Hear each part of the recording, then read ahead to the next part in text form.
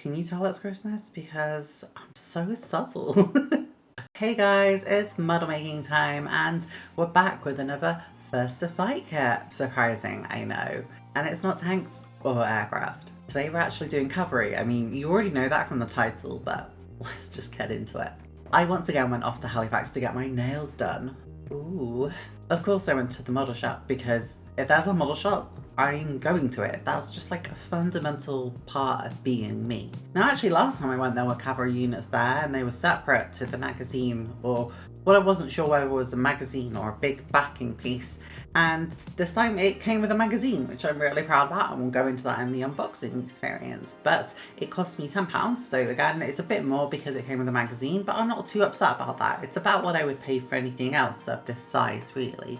I mean, even the tanks at £10 a piece is what you pay, so that's not too bad. Now, cavalry units is something that is always overlooked in World War II, and I think people think of it as just a World War I thing, but at the invasion of Poland in 1939, 10% of Poland's army was still made up of cavalry units. I mean, that varies between artillery units and reconnaissance units and mountain infantry, but that's no small amount of, the overall army. Were these units successful? Not particularly. Cavalry units were sort of becoming an outdated institution. They were a relic from the older eras. In World War I you think of cavalry units, but World War II? Not so much. There were some successes, such as the Battle of Mokra. Polish cavalry units charged enemy tanks and it caused them to have a lot of disorientation and to retreat. This was at heavy losses though, so was it really a success? They did carry sabres, which were from the mid to late 30s, however they did carry more modern weapon tools, including anti-tank rifles, so there was some precedent for some usefulness in more modern warfare. There was also the surprise aspect of cavalry. It was something that was unexpected, and this was used by the Soviet cavalry at the Battle of Schoenfeld, where they launched a surprise attack against German defensive formations and actually overran them. I think it's fair to say that they were really a product of a bygone era, something related to the older nobility. There wasn't really room for cavalry in the modern world. I'm going to do my absolute best to try and paint realistic looking horses. I'm probably going to have to buy some inks and stuff, so I'm not really sure how long this project's going to take me. It's probably going to take me longer than normal. I'm going to do this probably over a couple of weeks. But you won't see that, you're just going to see that these are done in one sitting. Either way, let's get into what's inside the box. Boom! And we're a bit further out than usual, just because we've got this magazine here that I'm going to have to do. So we'll start with the magazine. So I haven't read this at all, and it's all in Polish, so I'm going to have to use Google Translate this, but these days that's not really much of a problem. And I mean, I sort of expected it all to be in Polish, to be honest. I did not expect it to be this detailed though. So anyone who knows me, I did a 7TP video, which was the 2 Polish tanks. You can see it out there, and I basically said there wasn't any proper painting instructions or information about them. It was just sort of the back of the box, which tells you the paint numbers and gives you like a 3D view. But this is so much better as a reference. It's a lot bigger. The beautiful rendition here of the horse with the soldier on top, it's so easy to read compared to the back of the box. I would have loved to have had this for the 7TB, so I'm sort of gutted I didn't get the full version now. However, I paid a bit more for this one, and I'm okay with that, to be honest. This is so good, and like, shows all the weaponry that they hold, AT gun, sabers, grenades, pistol, like everything, and gives like a painting instruction here. Wait, is this a war game? Oh my god, it is! This is an actual war game! How did I not know this? If anyone has any more information about this, like, honest to god, please let me know. Now it's time for the boxing itself. Okay, so we got 6 horses. It will look like there's a lot more horses, but obviously because the horses have been brutally cut in half. And then we get 6 troops here. Everything looks pretty good. I mean, detail wise, I'm not going to say these are super high quality. They're not. I don't really know why, but this one comes without a head, and the head is just here, and I have no idea why. I don't understand why it's done separately. That's just a pain. I mean, obviously I know my nails are big, but like, I mean, even against my little finger, look at the size of him. It's so small. And now I've got to stick that on there. That's annoying. But I mean, they look good. Look well detailed. Obviously some of them you have to put the guns onto their backs as well. He has an arm you have to put on too. I only just noticed, but they've got an arm you have to put on too. So an arm and a head and a gun.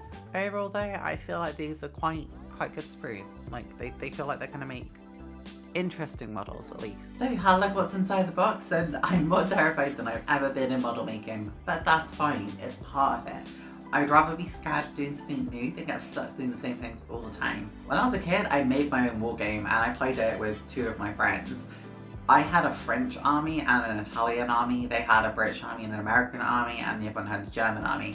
It was literally for using 172nd scale soldiers, and I basically made a rule set based on Warhammer for this. So I get why people do this. It's a very small scale and it's really hard to paint these units. However, I remember that from back when I was a kid. It's going to take everything for me to get these right. I'm probably going to have to buy some inks as well, and that's exciting actually because I've not bought any before. Let's get into the first build set. I'm so nervous. Okay, and here we are, the Polish horses. The first thing to do was to chop everything out of the sprues, and there were a lot of horses, and I initially couldn't work out if they all could just mix and match or whether they had to be sort of set poses. I'm not entirely sure still. I think you can just sort of mix and match, but some seem to fit better together than others, so perhaps there is a degree of sort of fixed partnerships between the two halves, but hey, never mind. We got there in the end, and that's, I think, the important thing, is we got some really lovely looking horses. These went together really easily, and to be honest, it was the easiest model kit I've ever made. I don't even know if you could call it a model kit. I mean, it's so simple and straightforward. In terms of infantry, again, there wasn't really much to do other than gluing on someone's head, someone's arm, ×2, obviously, and also sticking the guns on the back. I didn't do the shovels in the end. I was basically lazy, but I mean, come on, you guys know this by now watching this channel, that sometimes I just leave things off if I think it makes it easier and does not affect the overall look of the model, and to be honest, I didn't think it did. So yeah, that was pretty much it. I left all the infantry on the sprues just to make it easier for myself in the future as well. So yeah.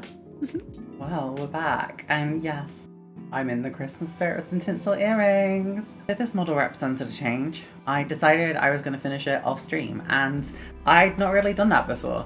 I'd been so used to building them all on stream on Twitch. When I decided to move over to YouTube, I thought, hell, I can just do whatever I want. The streams are there to supplement the videos rather than anything else. So I decided to just finish these, have fun, do them at my leisure, and I really enjoyed it. You'll notice that a lot with live streams now is that I might not be finishing things entirely, because that's the whole point of the videos. So I decided to finish the horsemen off. I doubt you can see them, but they're actually right down there. Also, yeah, like, I've got a brand new unit. We'll talk about that another time, but not right now. I pretty much did this in, like, I think 1 or 2 days, which is kind of funny considering I originally thought this was going to take me a lot longer than normal models. Part of the reason for this was just that I decided that I was going to do it off stream, as I said. I decided to paint them with the live stream, so anyone who was in the chat at the time could take a horse and decide what colours they wanted. My favourite one is Dan's one, which is painted in the colour of their horse from Red Dead Redemption 2. It's not perfect, I took inspiration from it, so let's remember that. But yeah, I tried to make everyone's unique. I also really like Anna's and Menno's horses, but I think Salty's, or Explosive Water, who is my moderator here, that grey one is just amazing. So let's get into it so you can all see it. Well, we're on to the painting of the horses, and I've sped this up quite a lot more than I normally would, so please forgive me. But to be honest, when I was doing narration on it, it's not normal speed. It wasn't that interesting to watch back, and I thought I would probably be better speeding it up. Now, I got my moderator to write down what each horse was, because as I said, each horse was painted in line with a viewer in the live stream's request. So to go through those, we have Steve with the brown and black sort of ombre horse, and I had the plain black beauty horse. Salty had the grey wonder horse. Menno had the white, which I struggled to highlight, horse. Spalding or Daniel had the white with the brown splodgy horse, and Marcus had the chestnuts on an open fire horse. Okay, that was trying to be a Christmas pun, but obviously it failed. All of these are done using same techniques, so painting a base layer down, using a slightly lighter colour for some highlights, or alternatively using inks for highlights. I also use inks on all of the infantry's sort of faces and the horses' faces to try and get that extra detail. I had two sets of ink, that was black and brown. These are both from Citadel or Warhammer sort of paint range, and they were used just to get the extra detail. I think on this scale it works particularly well. Obviously Warhammer is a lot larger than this scale for infantry or horses, so when you're applying it to an even smaller level, the sort of ability for ink to get into all the nooks and crannies is so insanely helpful, and I think I ended up getting a really good result in the end. I think the infantry was also quite a nice job. I thought it would be a lot harder than it was. I don't think they look absolutely amazing, they just don't, but I did what I think was a pretty good job for the scale that I was working at, to be honest. So I'm not massively disappointed.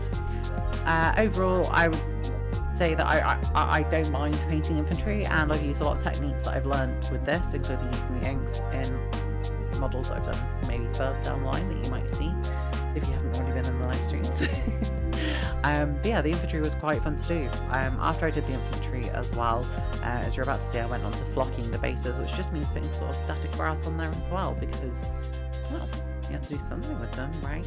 Well, that's the construction finished. I've tried to do something a bit different when I'm presenting this to you as well. So let's go and have a look at how these horses look in their natural habitat, shall we?